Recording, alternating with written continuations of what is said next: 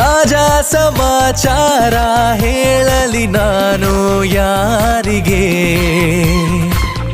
ಅನಾಯಾಸವಾಗಿ ಸಿಕ್ಕೆನು ನಿನ್ನ ದಾಳಿಗೆ.